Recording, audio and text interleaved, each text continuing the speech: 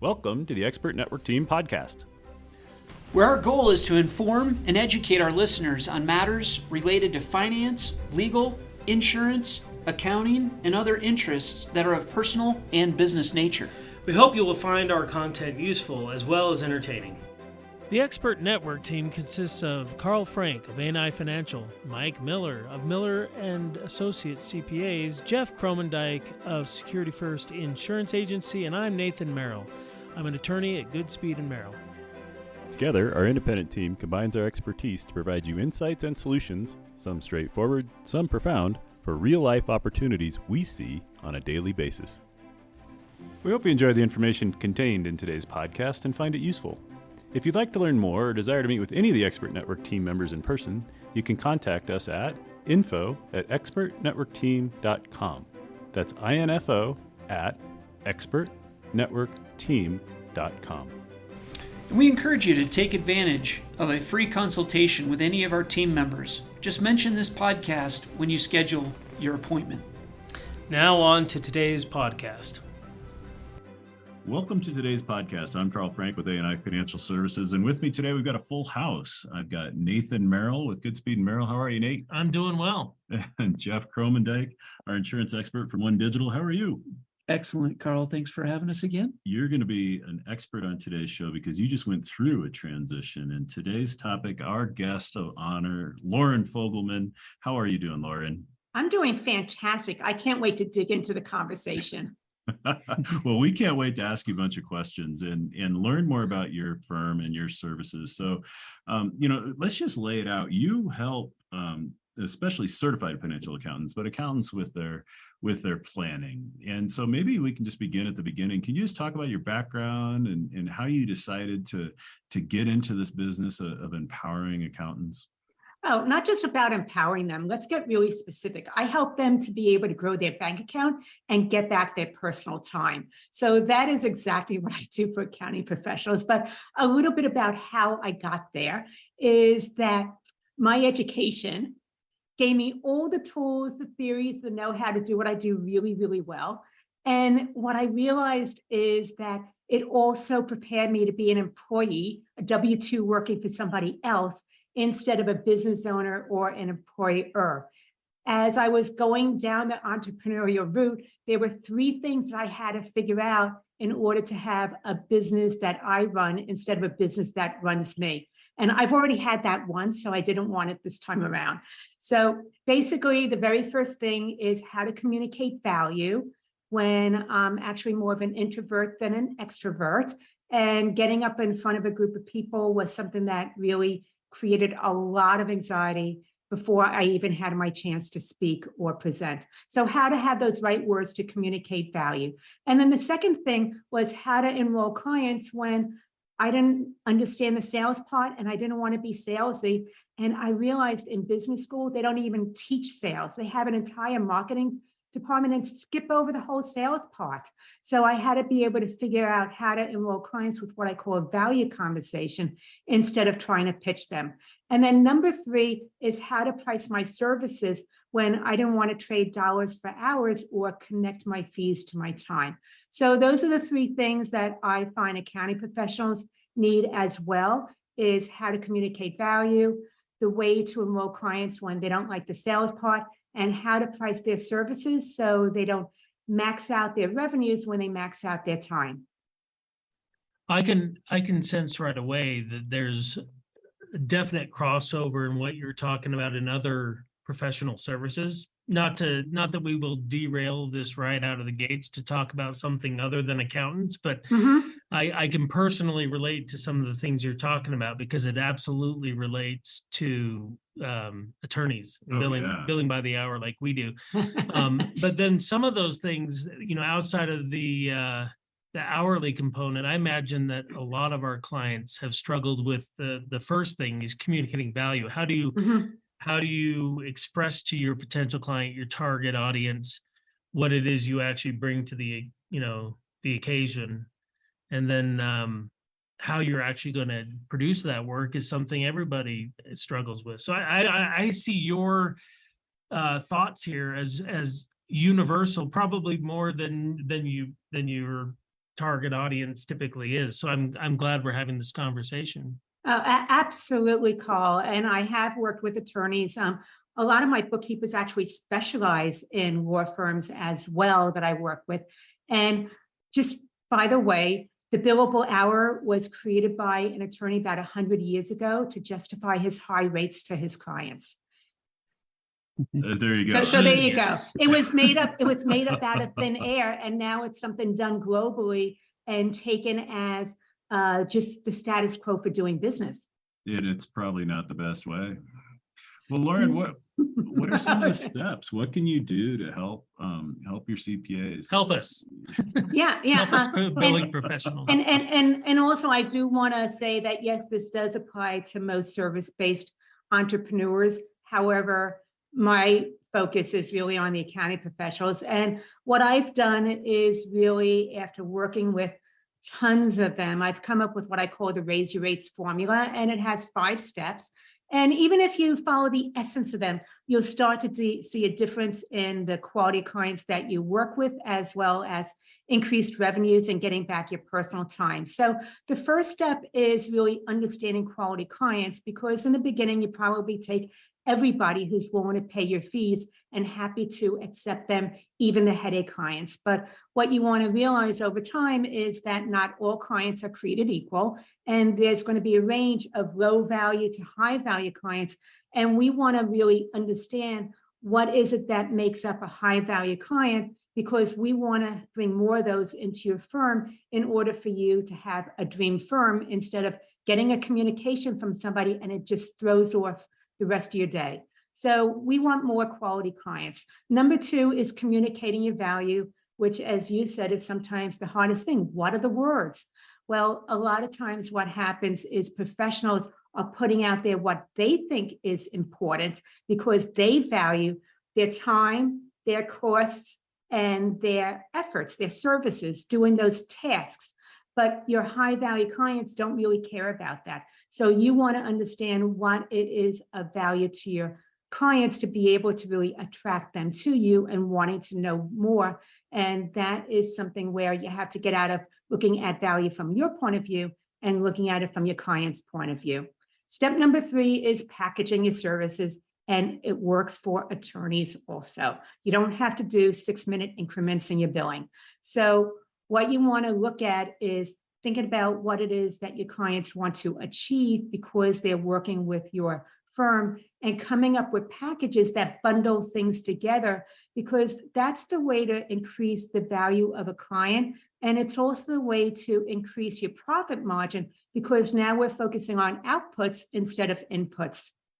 Number 4 is value pricing. This is what I love taking a deep dive into, and we're going to focus on today, is really how to start pricing your services from the client's point of view and what's of value to them, instead of your point of view, which tends to be time, cost, and maybe some profit margin built in.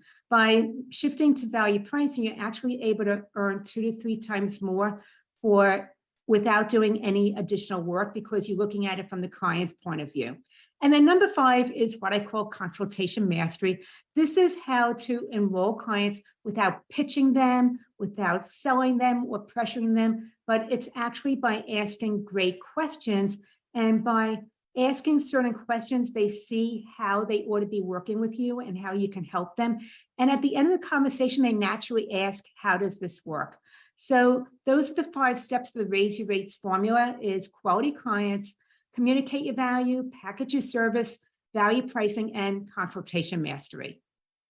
So can we unpack that first one a little bit? I think this is important not only for the accountants, but also for clients to understand. How do you become that desirable client? So when you talk to CPAs, how do you help them identify what their ideal client is? What is an ideal client? Okay, I could probably just ask the 3 of you and you can give me the same answer. So just think about it. Let's just figure out who is one of those headache or PITA clients. PITA in accounting terms is pain in the butt clients.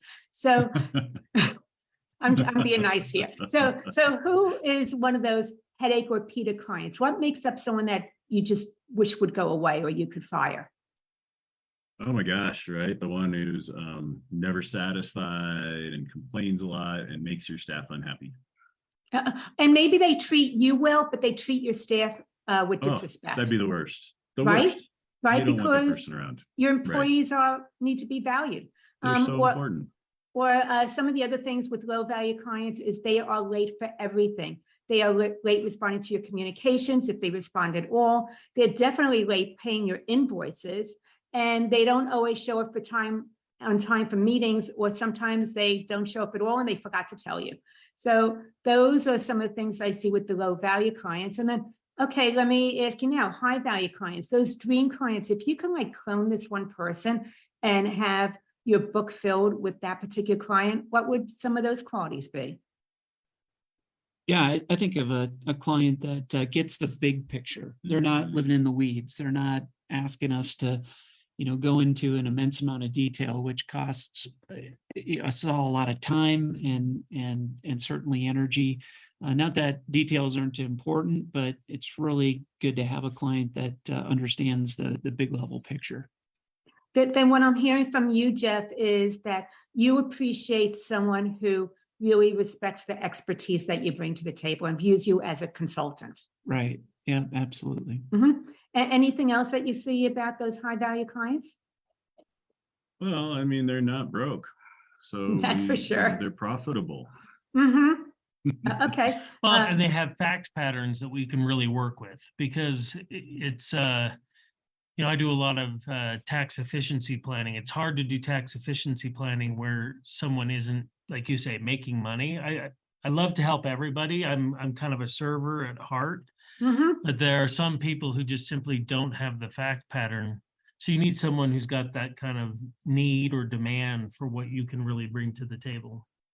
Okay, then what I'm hearing from you, Nate, is that for you, you need maybe for them to have certain criteria in order for you to really serve them at the highest level, where someone that doesn't quite have those, they might want to have your clients, your services, but they really wouldn't get the full benefit of it. Is that correct? Yeah, and it's I think, and you'll probably get to this as part of that qualification process. They just have to, when it comes to accounting, pretty much everybody needs at some level accounting services, but that doesn't mean that everybody needs a CPA, or, not everybody rises to the level of expertise in something. So I think that really focusing in the area where the need is greatest will help optimize the client quality. And I think that you're getting into then really knowing your particular client and what their needs are really affects, influences what you communicate as far as your value goes, because Exactly. you know what they need. You can speak to it probably even before they have to say it, and they recognize your expertise as a result of that. Yeah, not only that, and working with both Jeff and Karl and kind of knowing the type of thing that I do. And I think this applies to all of us, is when we meet someone who fits that area, it's like, you just need to talk to Karl. You need to talk to Jeff. You need to talk to Nate. That's basically the sales pitch at the end of the day, if there is one. It's like, I know just the guy who solves that problem. And I think that what you're talking about, and I know we're getting a little tangential, but part of what you're talking about is that this is one of the things that gets given away for free because you don't know how to charge for it, is not only do they get you, but you have a Rolodex of people who you've already vetted and trusted, and that you can work really well together, which really enhances the experience for the client. And that is of high value. And so many professionals don't know how to charge for that, or don't even know how to communicate that aspect of what they bring to the table. Sound familiar, Jeff? Yeah, I was going to say that couldn't have been said any better. Right. That's awesome. This is you're preaching to the choir with Jeff. This is what Jeff has been teaching us for years. Yeah. So Lauren, help me understand a little bit, and maybe the listeners will appreciate this too. Most of what you've laid out here in the 5 steps could certainly apply to kind of the solo entrepreneur, the accountant that's kind of a professional, maybe hasn't built a team around them? Or are you saying that this could also be for that firm that has several accountants, has several assistants, things like that? What is your what would you say is going to be the kind of the target, kind of Utility? market, for this particular type of solution? I think it's all, first of all, the mindset of the principal and the firm owner that is really the main thing to consider rather than size of the firm. For me, I have a preference where I like working with smaller firms that go from solo to about 10 people on the staff. It's easier for them to pivot, to make those changes in their business model. Whereas when you start to get larger, then it becomes decision by committee. Okay, great. Thanks for that Mhm. clarity. So once you have your ideal client and you know who you're going after, what was the number 2 step? Communicate your value. So was the quality client and then communicate your value. So Number now I th- have, sorry, I just want to unpack that one a little bit. So now I have a client that's a quality, or a prospect that's a quality target. Talk a little bit about the communicating value. How do we really connect with that target? I think it's really about having a conversation with your clients and paying attention. So often as business owners, when we're talking with clients, we're not necessarily really listening well. We might be asking questions, we might be in a conversation, but when they tend to say something that you have the answer to, all of a sudden you might stop paying attention and you're just thinking about that one response because you don't want to lose that train of thought. But really what you want to do is understand what are 3 things: the needs, the wants, and the desires of your clients. And all those 3 things have value. The needs are the essentials that are necessary in order to be operational and be profitable in their business. The wants are where they know they ought to have something in place. However, they don't have the ability to do it themselves. They don't have the time to do it themselves, or they don't have the desire to do it themselves. So they know that it would make a difference, but they don't have it in place for either time or money resources. And then the third part is the desires. And the desires are future focused. It's something where if they achieve that particular thing, that is really significant to them. It's like hitting a goal of success for them. And the more that you can connect your services to that future focused thing that really matters to them, then that is really the part that has them see the value of working with you, and they become less price sensitive. I love that idea. The more you can attach your services to their dreams, the more successful you will be. And the other thing about that, Karl, is when you start to do that, they no longer see you as the compliance person or the technician. Now they're seeing you as the expert or the consultant. And as you know, your clients pay more for consultants than they do for technicians. Absolutely. So absolutely. When I'm talking with accounting professionals, what I really want them to see is, first of all, they need to start to value themselves and what they bring to the table, but also that they are a consultant first that happens to do the accounting side also. So CPA accountants, they're hard workers. I mean, how do you help them make that transition from technician and expert into consultant? I believe it's first about having them realize their value that they bring to the table. And something that I find really fascinating is that so many accounting professionals connect their income to time. And so as long as they're connecting their fees to time, they're commoditizing their services and they're positioning themselves as a technician, which makes them a cost instead of an investment. What we need to do is start to help them realize that what it is that's their highest value from a client's point of view is what they know. Everything that's in their brain is their highest value. So from the client's point of view, it's what you know, not what you do, that really is of value to a client. And when we can really start to connect of what is the benefit of a client coming to you for tax strategy or tax planning, or for getting their books up to date so they can make better decisions in their business than how they've been making them up until now. Or maybe they can do a build out a year sooner than they expected because of the fact that you help them budget for that. And the sooner they do that build out, it's like compounding interest. It just grows and grows on itself. And so understanding that value from the client's perspective, instead of them looking at their own time and cost, helps them to move in that direction. It really is the consulting that's the value. It's not the actual job itself. I mean, computers largely can do this without us. Well, you know what? The only type of client that the technical part is of utmost importance is for your price sensitive ones. So ones that want to nickel and dime you, they want to negotiate, they want to see if you'll lower their fees and give them a discount, then those are the ones that really focus on you being a technician as opposed to wanting to work with you because of your expertise.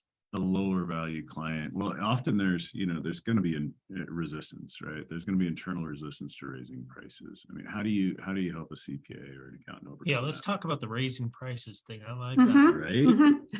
As your client, I'm not sure I do like that. Yeah, exactly. Can we send Nate out the door? I agree. There is some internal resistance. So let me just ask you guys, if I was to tell you to go ahead and raise your rates 3 times, what comes up for you? Stress, anxiety. So what are the thoughts related to it though? Well, I'm immediately thinking of particular clients, right? Particular clients come to mind and they, and there'd be trouble. Right? You're talking about a 300% increase in the current rate. Yes. Oh, it's funny because I just got off a call earlier today where the person was telling me to do exactly that. So you're kidding. No. This is a very opportune conversation. So what do you think of? We should have a conversation later on. They were saying we can always think of the reasons not to do it, but you just gotta, put your pride aside, put your hesitation aside and just do it and recognize, and maybe this is what you're getting at, was the point made in the call was you'll have less clients, but you'll make more money because you're billing out at the value you provide versus just churning the daily clock. So, and then, so it's a matter of the conversation essentially centered around what you're talking about, is getting the right clients, increasing the rates to match the value delivered, and you'll work less and make more money. So. And I agree, but there's usually pushback when I start talking about the pricing part of it, because people will think about it for a long time before they actually will go ahead and do something like that. For some firm owners, it could be months. For many of them, it's years. And some of them, they never, ever raise their price. So they raise the prices on new clients coming in, and then the legacy clients will stay at their old rates. Yeah, that's an impossibility. But it happens all the time. Yeah. And part of it is because you think to yourself that I'll lose clients. So there's a scarcity mindset, or that my clients can't afford those fees. My competitors don't charge that much. Who am I to charge that much? This is the one I love. I've only been in business for a year, but this person has been in the field for 20 years. So they think because they're a new business owner, it discounts their 20 years of experience. So those are some of the things that come up when we start talk about raising rates. But what I do want to say is that it's absolutely possible to double or even triple your rates without losing clients. And this isn't just the new ones coming in, but it's the current clients that you're working with, including your legacy clients. It's just a matter of knowing the process and having a system that works. Lauren, that's a fantastic segue. We're all pumped up. We're excited to learn more. We're going to wrap up this podcast and start our next one. And this will be we'll dive into the details next time. on how we're going to raise the value that we deliver our clients and have a little bit more free time too. Thank you so much. This is super informative. We really appreciate it. Absolutely. I can talk about this all day long. Well, we'll talk again real soon. Until then, create a beautiful day. Thank you for joining us today. Hope you enjoyed the information we shared. If you enjoyed this podcast, please feel free to share it with someone else and join us next time. If you want to meet with a member of the team, please contact us at info@expertnetworkteam.com. That's info@expertnetworkteam.com. If you have special topics you'd like to hear about, please reach out to us and let us know at the same email address. Again, that's info@expertnetworkteam.com. Thank you for joining us and have a great day. Thank you for listening to this podcast. We want to remind you that listening to this podcast does not establish a client-professional relationship with any of the firms represented, nor does it constitute legal, investment, or accounting advice, and the views are those of the professionals only. Investment advisory services may be provided through A&I Financial Services, and securities may be provided through A&I Wealth Management.